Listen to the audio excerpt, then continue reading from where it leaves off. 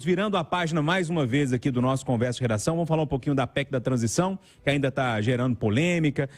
Essa PEC deve ser votada hoje no plenário do Senado, Rita, após a CCJ aprovar o texto com relativa tranquilidade, eu diria.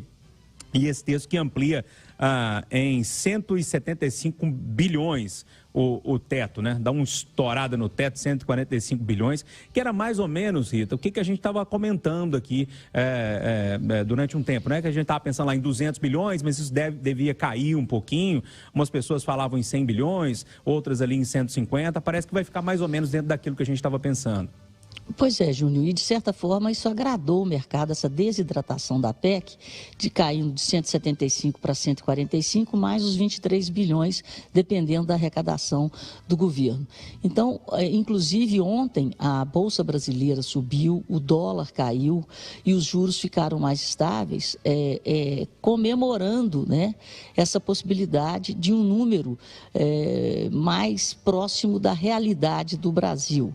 E outra coisa muito positiva é a necessidade de se criar a âncora fiscal até agosto de 2023. Eu sempre falei isso aqui na Itatiaia, que achava que a PEC deveria ficar abaixo de 150 bilhões para ser uma coisa execuível, viável, e que não havia necessidade de 4 anos, né? Que com 1 ano a equipe econômica é capaz de criar uma âncora fiscal. É claro que na votação podem haver ainda mudanças, mas digamos que ficou melhor do que a encomenda. E, repito, o que agradou, de certa forma, o mercado financeiro brasileiro, que ontem, ao contrário da maior parte das bolsas do mundo, né, a bolsa subiu, o dólar caiu e os juros se estabilizaram. Então, isso é que é importante. O mercado é importante porque ele precifica o Brasil.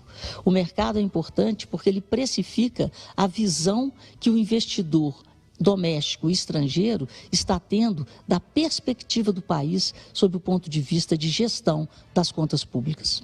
Ricardo, a gente tem 2 minutinhos, pedir a gentileza do poder de síntese para o Malco também falar sobre esse assunto. Além dessa história, enfim, que envolve a CCJ, aprovando hoje no plenário do Senado, a gente tem também lá no Supremo os ministros começando a julgar as ações do orçamento secreto. E tomara que mude alguma coisa, se não rever integralmente, rever em boa parte esse processo. Ô Júnior, desde 2020, quando isso começou, olha o número aqui, ouvintes, 44 bilhões de reais, eu estou falando em bilhões de reais, eles foram destinados e não se sabe o nome de quem solicitou. E aí acontecem esses casos malucos que tem uma cidade de 11 mil habitantes que foi capaz de realizar 361 mil consultas, 13 mil radiografias. É óbvio que isso não foi verdade, mas a verba foi. Teve o caso também lá no Maranhão, uma cidade com 39 mil habitantes, Júnior. Teve uma verba destinada, aliás, a verba foi destinada e a justificativa para o gasto foram 540 mil extrações de dentes. Estamos falando de todo mundo da cidade. De todo mundo e mesmo assim não dá, porque são 39 mil habitantes. Então, tomara que o Supremo mexa nisso sim, e como eu disse, se não rever integralmente, pelo menos que regulamente de forma bastante enérgica e dura essa excrescência, né? Para dar mais transparência e tirar a pessoalidade desses atos. Eu não tenho medo nenhum, Malco Camargo, de falar isso aqui no microfone da Itatiaia, que esse orçamento secreto é um roubo à mão armada nos cofres públicos e, consequentemente, no bolso de quem contribui. E tem, além desse orçamento secreto, essa questão que envolve a PEC da transição hoje, que deve ter um pouquinho mais de dificuldade, mas deve passar, pelo menos a expectativa de passar lá no Senado. Júnior, é o sistema de freios e contrapesos dos poderes funcionando. É um poder regulando o outro e gerando melhorias e aproximando, de uma linha geral, o que precisa a população brasileira. É assim que o Supremo e que o Congresso devem agir com o Executivo. Era assim no passado e será assim no futuro.